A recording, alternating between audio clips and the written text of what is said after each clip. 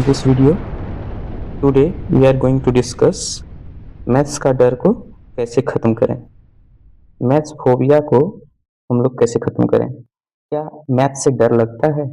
इस इमेज में आप देख सकते हैं कि एक बच्चा परेशान है, बहुत सारे बुक को लेके बैठा हुआ है और परेशान है कि हम इसको क्वेश्चन को कैसे सॉल्व करें। इससे पहले हम लोग डर की वजह को समझें कि डर क्यों लग रहा है, मैथ्स से डर क्यों लगता है। तो मैथ्स का जो डर है, दिमाग की गलती नहीं है। ये दिमाग की गलती नहीं है, सीखने के तरीके में गलती है। हम सीख कैसे रहे हैं, वहाँ हम लोग को सुधार करने की ज़रूरत है। हम फॉर्मूला को रटेंगे नहीं, उसको समझेंगे। एक्चुअली डर इसलिए होता है क्योंकि हमारे बेसिक्स जो हैं, हमारे जो बेसिक हैं वो थोड़े से हमारे कमज़ोर रह जाते हैं किसी भी तरीके से, चाहे जैसे भी हो। एक बार मान लेते समझ में नहीं आया तो इंटरेस्ट हमारा खत्म हो जाता है। अच्छा, मैथ्स बनता ही नहीं। गलतियां करने का डर, अच्छा गलत तो नहीं हो जाएगा, ये क्वेश्चन हम बना रहे हैं तो गलत होगा तो टीचर हमको डांटेंगे। तो ये जो गलती करने का डर है ना, इसको गलती से ही हमको सीखना है। अपनी बेसिक्स को मजबूत करें। जैसे कि पढ़ाई को बोझ ना समझें कि पढ़ाई जो है एक बोझ है, जबरदस्ती हम कर रहे हैं, नहीं। मैथ्स को एक गेम की तरह लेना चाहिए। इसमें हम लोग लॉजिक का बात करते हैं, डर नहीं होना चाहिए, ठीक है। इसमें हम लोग लॉजिक लगा के और आगे बढ़ते हैं, डर होना ही नहीं चाहिए। लॉजिक से सोचेंगे, हम लोग गहराई से सोचेंगे, इसमें गलती होता ही नहीं है। अपनी बेसिक्स को जरूर मजबूत करें। हम कहाँ लैग कर रहे हैं, कहाँ हम पीछे छूट रहे हैं, उसको जरूर देखें। मैथ्स को अगर हम लोग गेम की तरह लेंगे तो हम लोग जरूर उसमें सफल हो जाएंगे। और जैसे हम लोग गेम में एक लेवल के बाद दूसरे लेवल पे चढ़ते हैं, लेवल अप होता है, तो उसी तरह से एक चीज दूसरी चीज से यहाँ पे कनेक्ट होते हैं, ठीक है। जैसे कि हम लोग को मैथ्स के लिए क्या क्या चाहिए ना, हमको टेबल याद होने चाहिए, मल्टीप्लिकेशन आना चाहिए।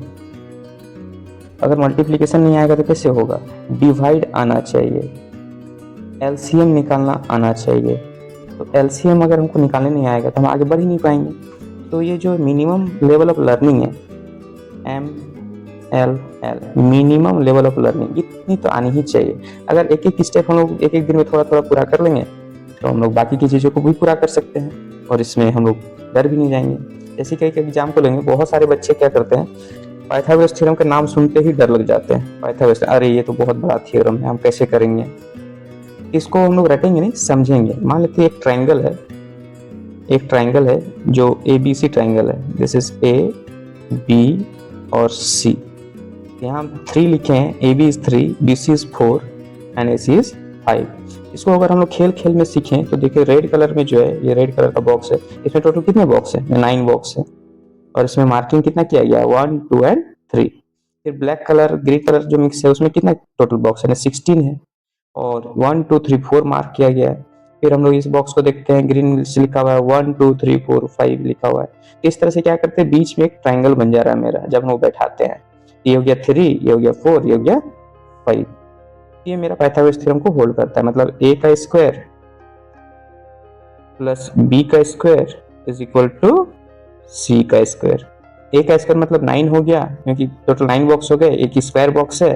और B का स्क्वायर मतलब 4 करके तो टोटल 16, इसमें छोटे छोटे बॉक्स है और इसमें टोटल 25। तो अगर हम लोग ये दोनों को जोड़ देते हैं, A का स्क्वायर B का स्क्वायर, तो टोटल हो जाता है ये C का square. This is my A, this is B and this is C। ये इक्वल हो जाता है स्क्वायर करने के बाद। ऐसे जोड़ेंगे नहीं कि 3 + 4, अगर 3 + 4 कर देते हैं तो क्या 5 आएगा, नहीं आएगा। 3 का स्क्वायर 4 का स्क्वायर इज इक्वल टू 5 का स्क्वायर। यहाँ पे स्क्वायर बॉक्स बनाया गया है।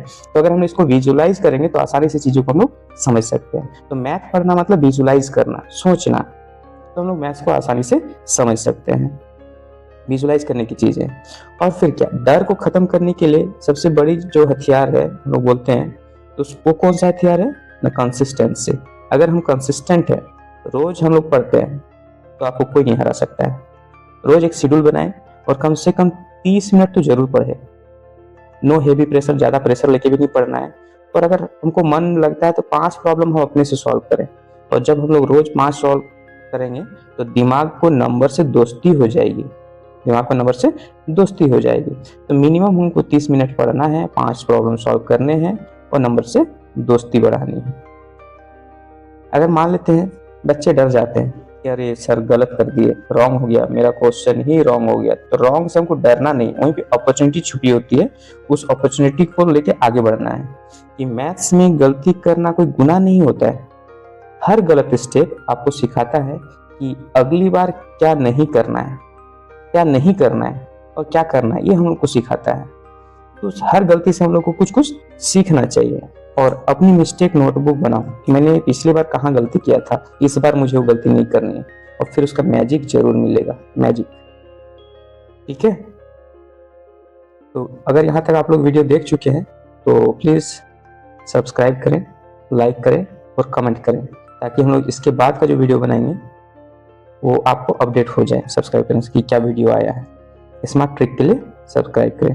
जैसे ट्रिक में हम लोग और भी क्या देखेंगे कि क्या क्या हम लोग को करना चाहिए। मेरा बेसिक क्लियर होना चाहिए, ठीक है, मल्टीप्लिकेशन आना चाहिए।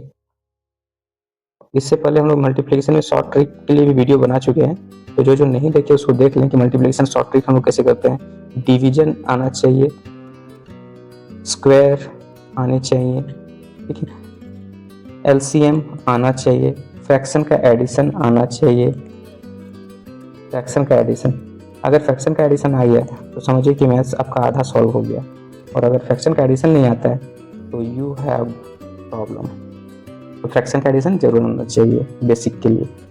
एलसीएम आना चाहिए, एचसीएफ आना चाहिए। इससे डेडिकेटेड वीडियो हम बना चुके हैं, आप उसको वॉच कर सकते हैं कि किस तरह के क्वेश्चन पूछे जा सकते हैं। नंबर थ्योरी में अच्छा कमाल होना चाहिए।